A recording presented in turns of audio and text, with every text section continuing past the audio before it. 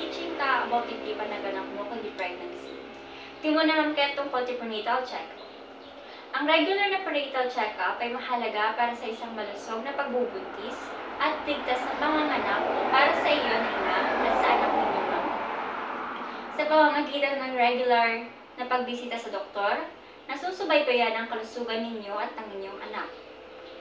Ito ay upang maiwasan ang mga komplikasyon at matiyak isang malusog na pagbubuntis at yung baby po ninyo. Nutrition during pregnancy. Mahalaga rin ang nutrisyon sa panahon ng pagbubuntis.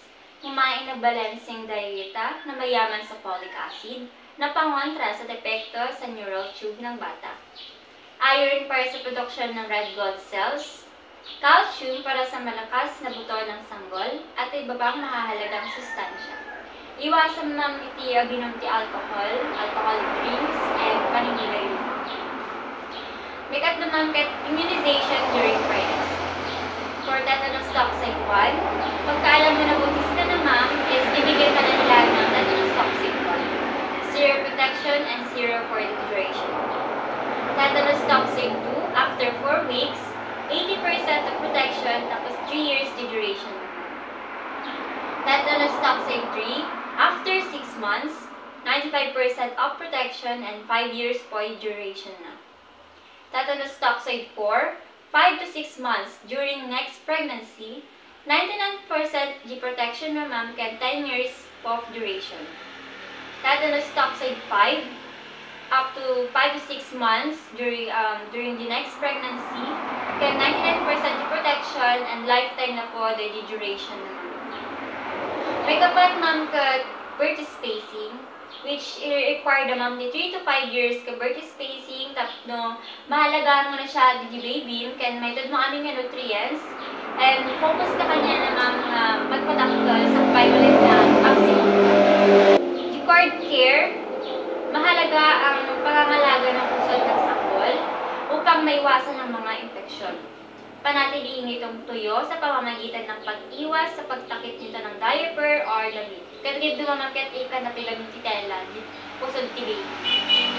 Linisin ito araw-araw gamit ang malinis na cotton na basa ng maligambang ng tubig.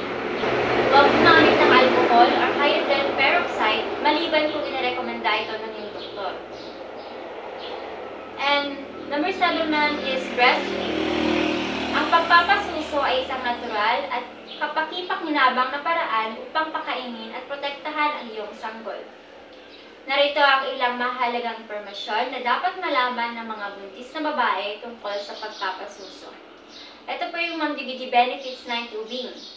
Nagbibigay ng kompletong nutrisyon para sa unang 6 na buwan ng buhay. Nagproprotekta laban sa mga infeksyon kasi di makatay mo tulad ng pneumonia, diarrhea at ear infections.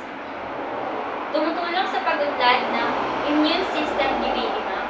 Nagbibigay ng mga antibodies at nagproprotekta sa sanggol tungkol sa mga ibang sakit. Nagpapabuti sa pagpapaunlad ng utak or the cognitive skills. And last one is, nakakatulong sa pag-iwas ng mga allergy. Kaya ito ma'am ka, may tud na benefit yung tinanay. Nakakatulong sa pagpapabalik ng katawan sa normal estado pagkatapos manganak. At di ko na damang agsabidin ti normal weight mo or body figure mo after ka nga manganak. Napapabuti ang emosyon at nakalusugan at bonding sa sanggol. Nagpapabuti sa emosyon na kalusugan at bonding sa sanggol. Nagpapababa ng panganib ng breast cancer, ovarian cancer, at saka osteoporosis. Dagi sakit nga kaya na nga maiwasan with the help of breastfeeding. Number 8 is immunization of the baby.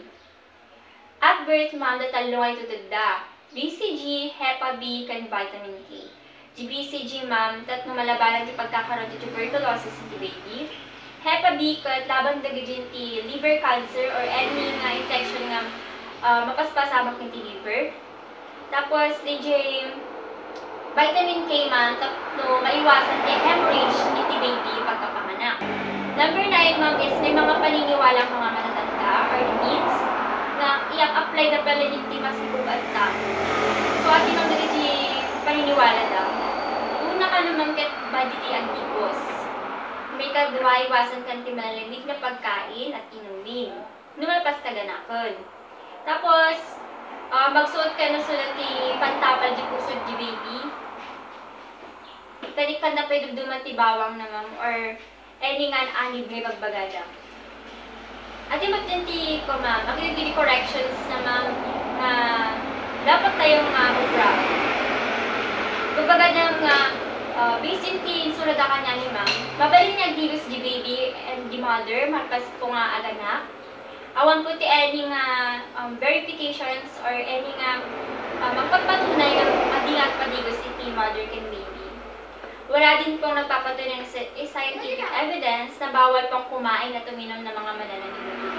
So, mabalik namin na hindi mabalik kami mga nagiging na bubuungan, nagiging ko kada nga nagadol ka, no?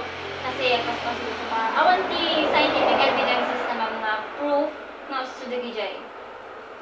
Mas nagkakaroon ng infection daw kapag nilalagyan ng tela at kung anumang bagay sa pusod ng bata.